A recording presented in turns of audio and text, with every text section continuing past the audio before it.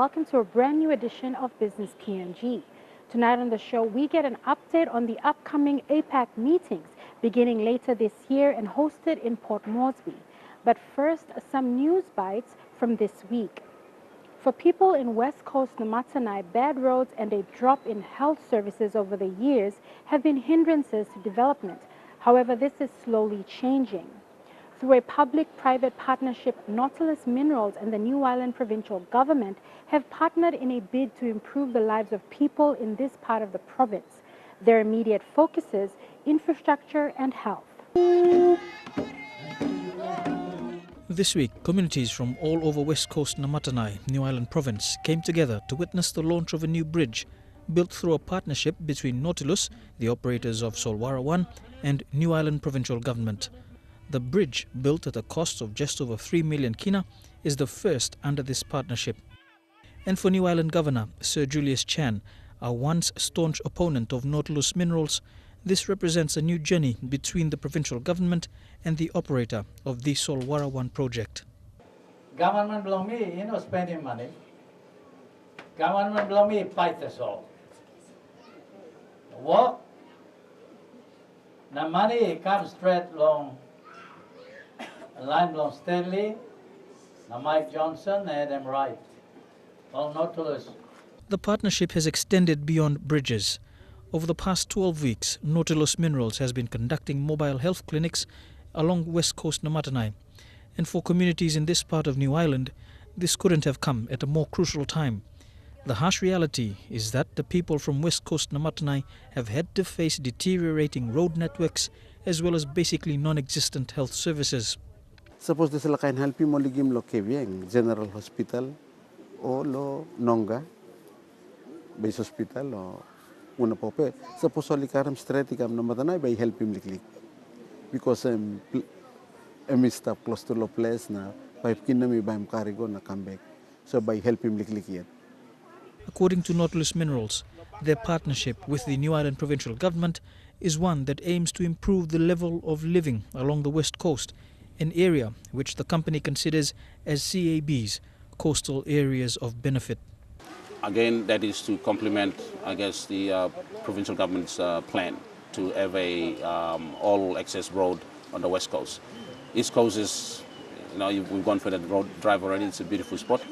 West Coast, unfortunately, is slowly missing those links, and slowly with what we've done yesterday and the provincial government's plan to upgrade that road would bring the standard of West Coast Road up to speed. Puma Energy says that they're cleaning up an oil spill near the Napa Napa refinery.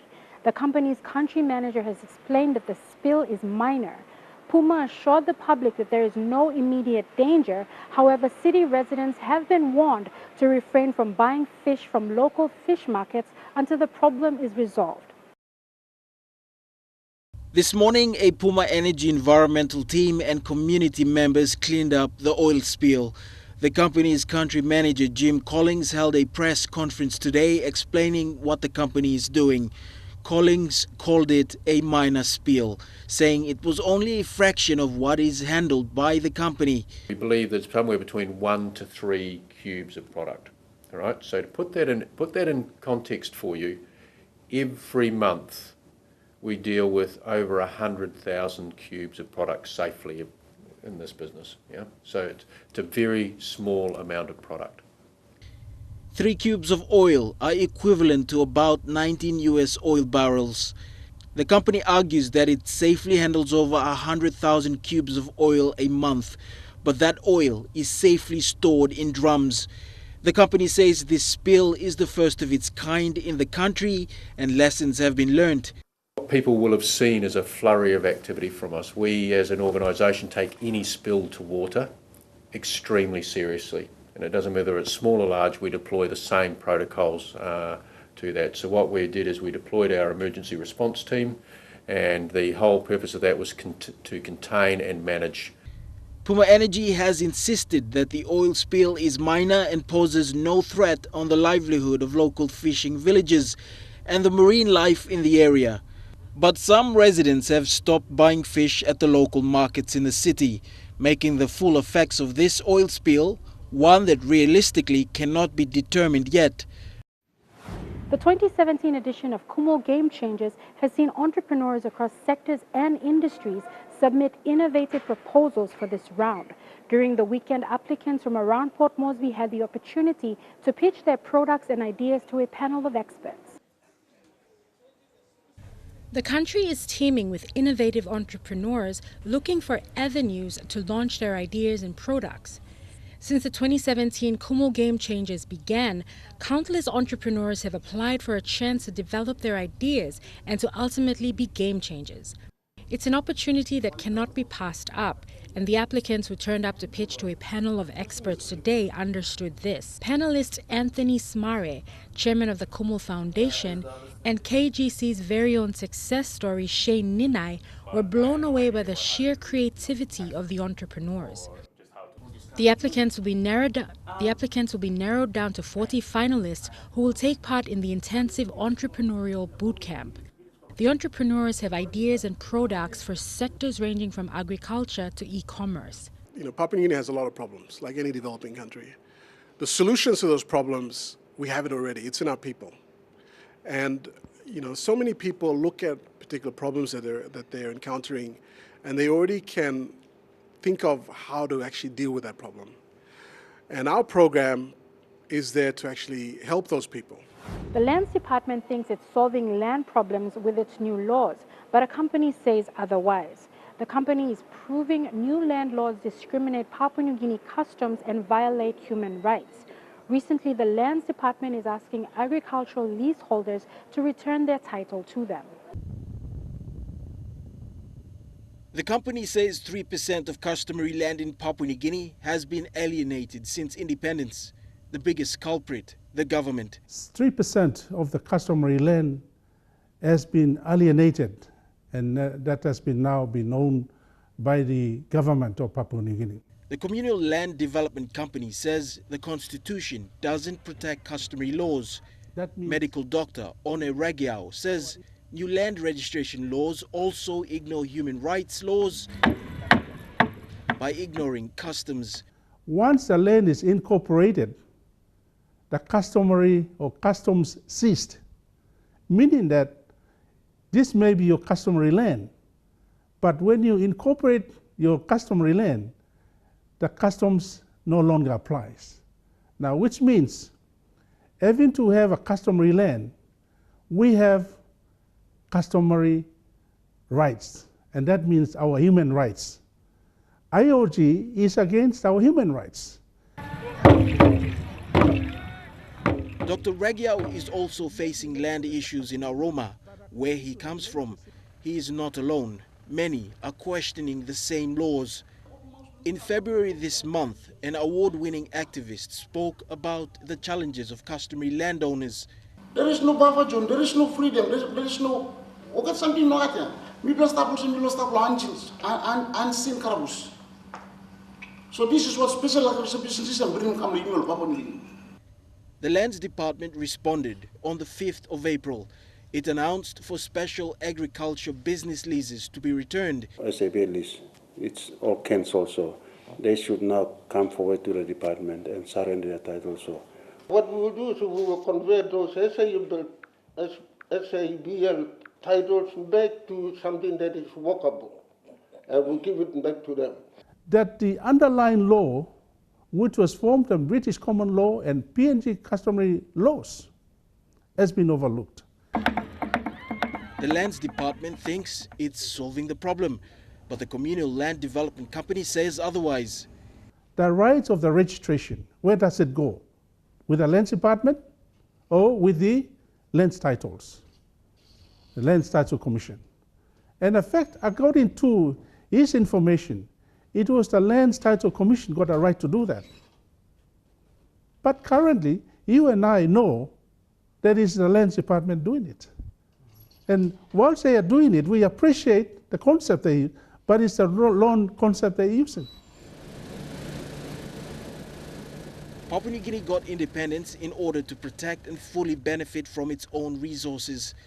But people are still protesting alienation, their freedom, and ownership of their land. The Asian Development Bank earlier this year signed an agreement with PNG to develop a new passenger terminal at Jackson's International Airport.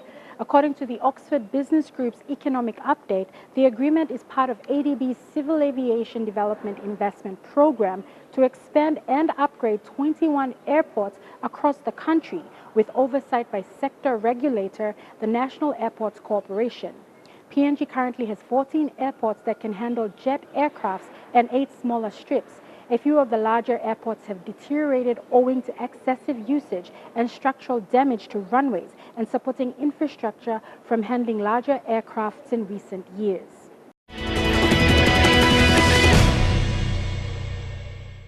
I'm Mira Batulo and you're watching Business PNG.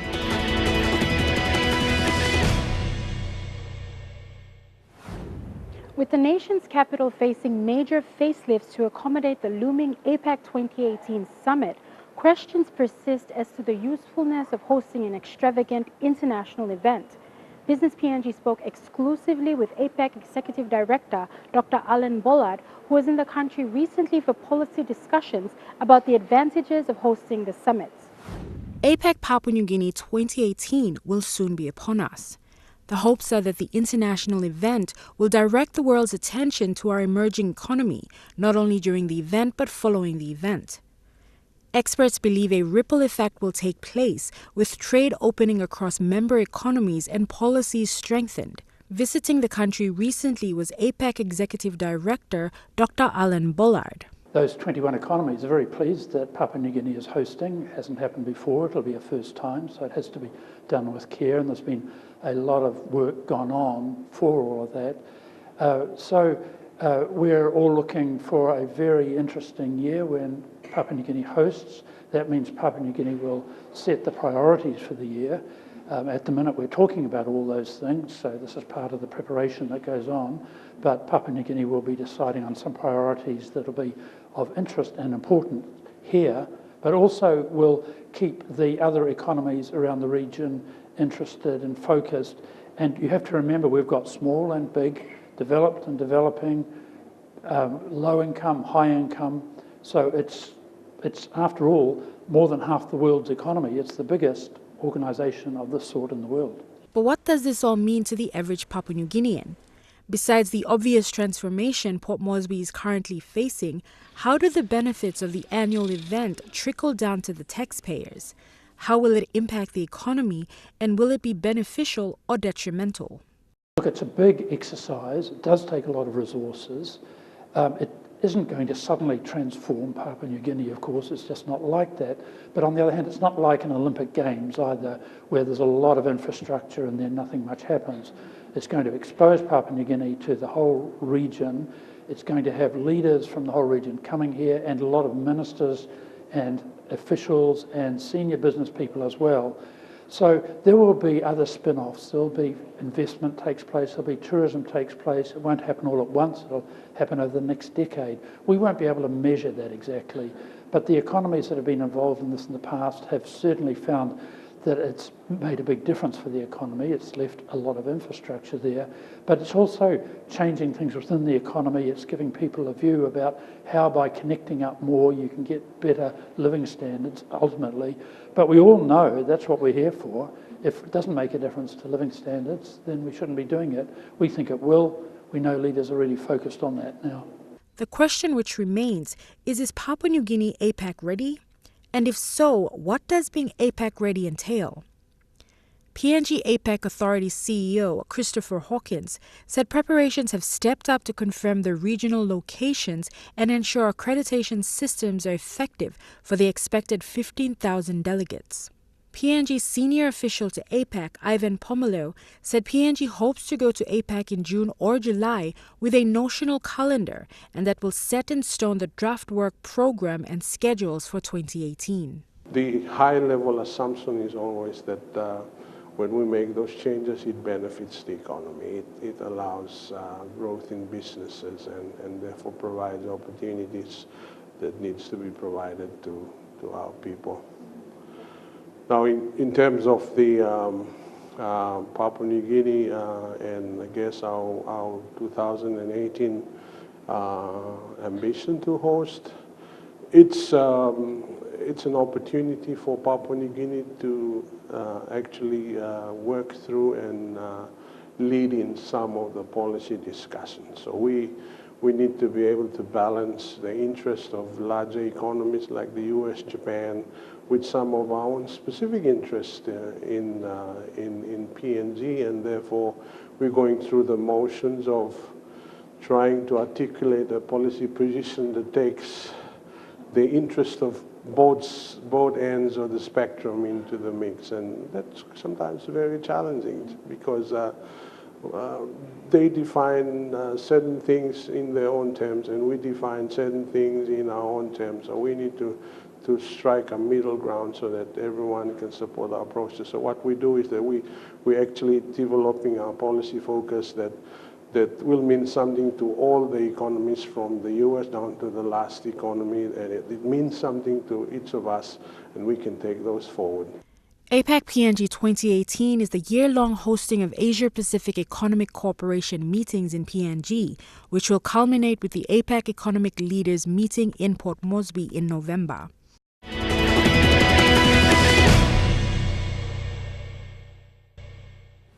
With concerns raised over the country's preparedness for the prolific international event, APEC PNG senior official Mr. Ivan Pomaleu spoke to the show about how APEC ready the committee is and counter-terrorist actions. Port Moresby's shortage of hotel rooms remains a key challenge the authority is working to overcome. The APEC authority announced that they are dealing with this by organizing a more intimate event compared with previous summits held elsewhere, thus the boom of luxury hotels opening up around Port Moresby. Security and transportation are other areas of concern. So it's a very big exercise, and one that does require a lot of resource. It requires a lot of people time, it requires a lot of focus. It is going to take people's minds in Papua New Guinea for the year, but we already can see that a lot of work has been done on the policy initiatives. I think that's well advanced, and we've seen the foundations laid for quite a lot of logistical work as well. Some of that's still to happen. That'll be worked through over this next year. According to the APEC authority, extensive preparation is already underway, with world leaders ascending into the country, including US President Donald Trump, who was formally invited to the summit earlier this year by Prime Minister O'Neill. It is imperative that counter-terrorist measures be pursued, due to the fact that Papua New Guinea shares a border with Indonesia, a country that has experienced its fair share of malicious attacks. We are seeing a lot of efforts going into, firstly, just identifying the key security challenges and ensuring that planning is in place to fill the gaps if they are show up in terms of planning. And the gaps are normally in capacity, in terms of human capacity, equipment, deployment of intelligence, those sorts of things.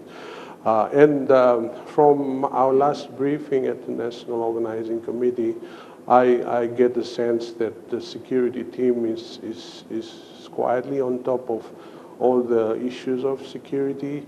They have a definite work program in place to ensure that as and when the input is required, they are ready. Furthermore, the airport is a concern for any APEC week. And according to the APEC authority, Port Moresby will have a new airport terminal by 2018 that will be where the old terminal used to be.